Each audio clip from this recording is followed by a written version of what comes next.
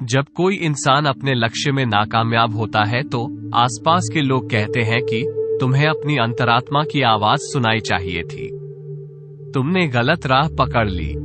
अगर तुम अपनी अंतरात्मा की आवाज सुनते तो तुम अपने रास्ते से कभी नहीं भटकते। और यह बात हम में से लगभग हर एक इंसान ने अपने जीवन में एक न एक बार तो जरूर सुनी होगी। और यह सुनने के बाद हमारे मन में यही ख्याल आया होगा कि मैं तो अपनी अंतरात्मा की आवाज सुन के ही यह काम किया था, फिर मैं इसमें नाकामयाब कैसे हो सकता हूँ। और अगर ये लोग सही कह रहे हैं कि मैं अपनी अंतरात्मा की आवाज नहीं सुन पाया, तो अंतरात्मा की आवाज होती क्या है?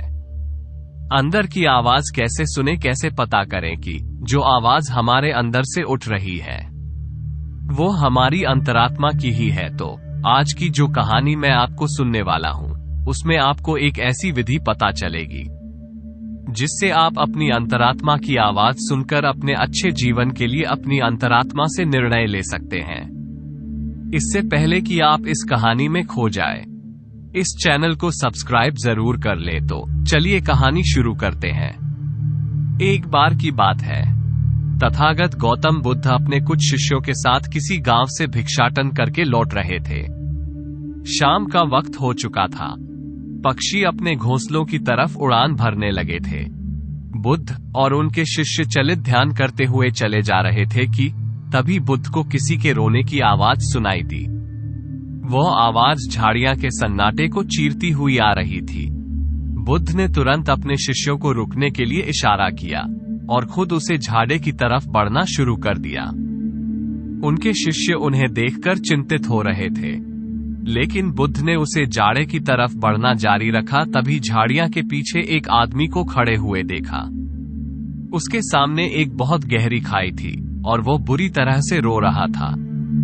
वो अपना कम उसे खाई की तरफ आगे बढ़ने ही वाला था कि तभी बुद्ध ने उन्हें पीछे से पुकारा। बुद्ध ने कहा कि नौजवान, लगता है तुम आत्महत्या करने के इरादे से यहाँ पर आए हो, लेकिन तुम आत्महत्या करने से पहले मेरे इन शिष्यों पर एक उपकार कर सकते हो।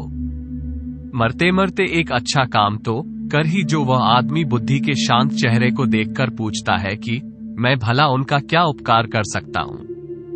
ये सुनकर बुद्ध ने कहा कि तुम अपनी आत्महत्या करने के पीछे का कारण इन्हें बता दूं, ताकि यह भविष्य में वो गलत ही कभी ना करें जो तुम कर रहे हो। ये बात चोट करने वाली थी।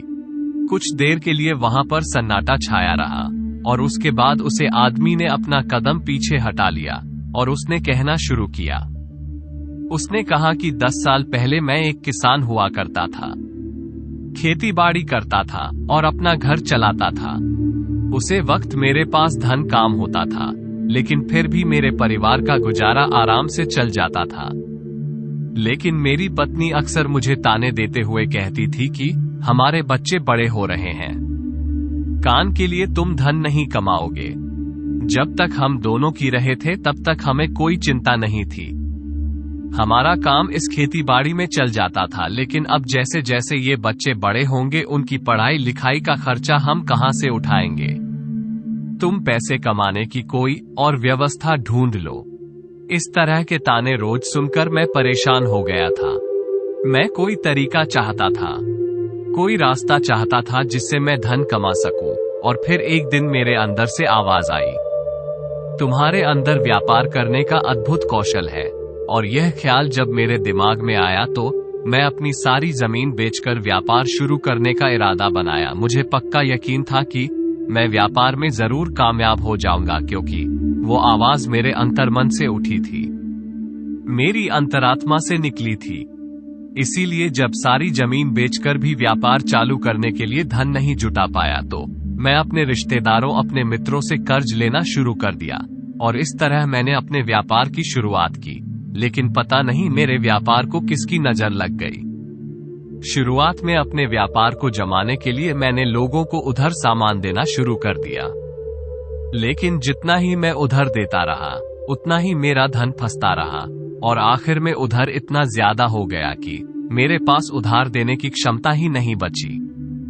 और जब मैं उन लोगों से अपना उधार वापस मांगा तो उन्होंने देने से मना कर दिया और मैं जितना भी पैसा अपने रिश्तेदारों और अपने मित्रों से लिया था उन लोगों ने भी मुझ पर दबाव बनाना शुरू कर दिया। मेरे पास किसी को देने के लिए कोई पैसा नहीं था। जमीन थी, वो पहले ही बिक चुकी थी। अब मैं करता तो क्या करता? फिर मेरी अंतरात्मा ने मुझे एक आवाज दी कि अब ये दुनिया तेरे लिए नहीं बची है।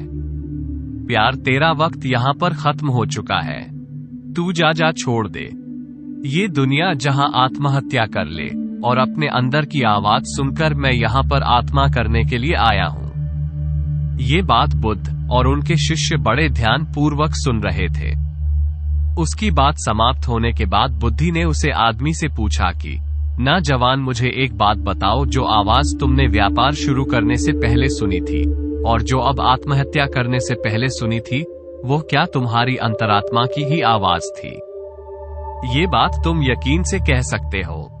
ये सुनकर वो युवक कुछ सोचकर बोला कि हाँ बुद्ध, वो आवाज बहुत गहरे से आई थी। उसे बात पर मेरा पूरा विश्वास था और वो बात मुझे पक्का यकीन है कि मेरी अंतरात्मा की ही थी। ये सुनकर बुद्ध उससे पूछते हैं कि अंतरात्मा की आवाज तो आत्मा से आनी चाहिए। क्या तुम्हें अपनी आत्मा का कोई पता ठिकाना मालूम है? तुम्हें पता है कि तुम्हारी आत्मा तुम्हारे शरीर के कौन से हिस्से में रहती है? ये सवाल सुनकर वह आदमी शक पक गया। उसने सोचा भी नहीं था कि कोई आदमी उसे इस प्रकार का प्रश्न पूछेगा। इसका बनावट ही जवाब देते हुए उसे आदमी ने कहा कि हाँ बुद्ध, आत्मा तो सभी में होती है और वह तो शरीर के अंदर रहती है। उसका कोई प्रमाण थोड़ी होता है। ये सुनकर बुद्धि कहते हैं कि जब आत्मा के होने का ही कोई प्रमाण नहीं है तो अंतरात्मा की आवाज होने का क्या प्रमाण है? और तुम अपनी अंतरात्मा की आवाज को लेकर इतना यकीन से कैसे सुन सकते हो? असल में जो आवाज तुमने तब सुनी थी और जो अब सुनी है, वो आवाज तुम्हारी अंतरात्मा की नहीं बल्कि तुम्हारा मन की आवाज थी। वो तुम्हारा मन का ही बना हुआ एक जाल था जिसमें तुम फंस गए और अब निकलने का तुम्हें कोई रास्ता नहीं सूझ रहा था, तो तुम्हारे मन में ही तुम्हें निर्देश दिया कि तुम आत्महत्या कर लो। ध्यान रखना, अंतरात्मा तुम्हें कभी भी हिंसा वाला रास्ता नहीं दिखाएंगे।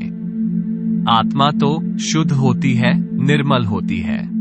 वो भला किसी को हिंसा के रास्ते पर कैसे भेज सकती है? और तुम आत्महत्या करने का फैसला लेके हिंसा का रास्ता अपना रहे हो। यह उत्तर सुनकर उसे आदमी के मन को थोड़ी ठंडक मिली। वो बुद्ध से और बातें करने के लिए उत्सुक हो गया। इसके बाद उसे आदमी ने पूछा कि है महाशय, आप मुझे बहुत ज्ञानी मालूम होते हैं।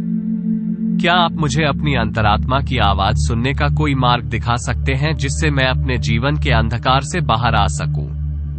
इसका जवाब देते हुए बुद्ध कहते हैं कि कोई दूसरा आदमी तुम्हारे अंतरात्मा की आवाज कैसे सुनवा सकता है? आत्मा तुम्हारी है तो अंतरात्मा की आवाज भी तुम्हें ही सुनाई होगी। कोई दूसरा आदमी तुम्हें वह आवाज नहीं सुनवा सकता। अगर वह सुनवाए तो वो झूठ होगा, वो भ्रम होगा। अगर तुम सचमुच अपनी अंतरात्मा की आवाज सुनना चाहते हो तो तुम्हें सचेत होना पड़ेगा, तुम्हें जागना पड़ेगा, तुम्हें होश से भरना होगा।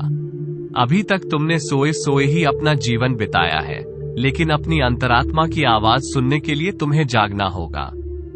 अभी तो तुम्हें इन पक्षियों की चहचहाहट भी नहीं सुनाई देता, किसी के हाथ का स्पर्श भी तुम्हें महसूस नहीं होता। अभी तुम संवेदना के स्तर पर भी बहुत नीचे हो। सबसे पहले तुम्हें अपनी संवेदनशीलता बढ़ानी होगी, तुम्हें होश से भरना होगा और इसके लिए तुम्हें वर्तमान में जीना होगा। और तब तुम महसूस कर पाओगे इन हवाओं के झोंकों को, इन पक्षियों की चहचहाट को, इस आसमान को, सूर्य की करने को, तालाब को। तब तुम्हें ये सारी तरंगे महसूस होने लगेंगे। इसके लिए निरंतर अभ्यास करो, इसके लिए निरंतर ध्यान का अभ्यास करो। ध्यान का अभ्यास करने से मन निर्मल बनता है, मन शांत बनता है और मन जितना ही शांत होगा उतना ही संवेदनशील भी होगा। ये कहकर बुद्ध एक पत्थर उठाते हैं और पास के ही एक तालाब में फेंक देते हैं। पत्थर फेंकने के बाद बुद्ध उसे आदमी से पूछते हैं कि अभी तुमने तालाब में क्या हलचल देखी? ये सुनकर वह आदमी कहता है कि मैंने देखा कि एक पत्थर तालाब में जाकर गिरा और उसमें डूब गया। ये सुनकर बुद्ध कहते हैं कि ये सारी चीज तुमने ऊपर ऊपर से अच्छी हैं। पानी के नीचे क्या हो रहा है ये तुम्हें अभी नहीं मालूम, और जब तक इस पानी के ऊपर की काई नहीं हटेगी, जब तक तुम्हें मालूम भी नहीं होगा कि पानी के नीचे क्या चल रहा है। उसी प्रकार हमारे मन पे जो विचारों का जाल है, हमारे मस्तिष्क को जिन विचारों ने ढक रखा है, वो विचार हमें गहरी में कभी उतरते ही नहीं देते। और जब एक बार विचारों की कई हमारे दिमाग से हटेगी तो नीचे पानी आएगा, और जब वह पानी भी स्पष्ट हो जाएगा तो हमारा मन भी निर्मल हो जाएगा और हम बहुत करुणा से भर जाएंगे, बहुत समय धनशीलता से भर जाएंगे। फिर हमें ये हवा की झोंके ही आनंद प्रदान करेंगे। ध्यान रखना, माँ के विचार ध्यान से शांत हो जाएंगे और माँ को साफ करने के लिए दिव्य प्रेम का अभ्यास करो। जब दिव्य प्रेम तुम्हारे अंदर पनपना लगता है तो तुम्हारा जीवन ही अपने आप में ध्यान बन जाता है। ये सुनकर वह आदमी पूछता है कि है बुद्ध, ये दिव्य प्रेम क्या होता है?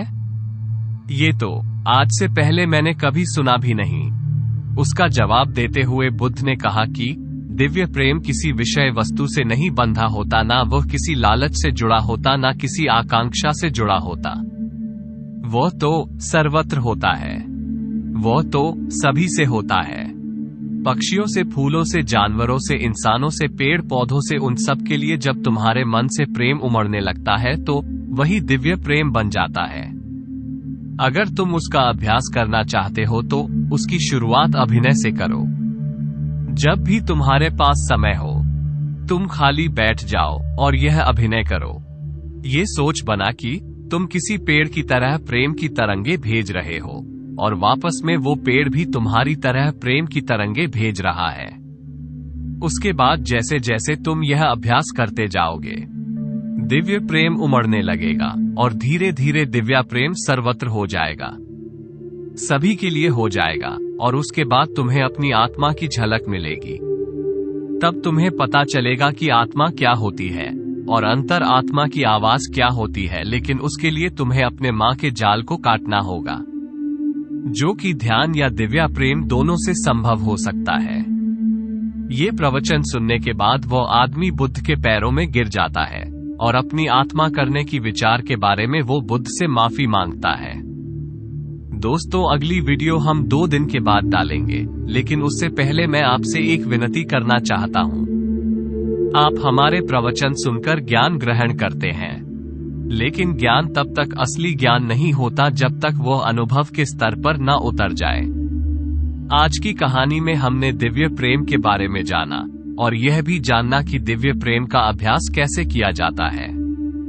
मैं चाहता हूं कि जब तक हम अपनी अगली वीडियो डालें तब तक आप दिव्य प्रेम का अभ्यास करें, जैसा कि इस कहानी में बताया गया है।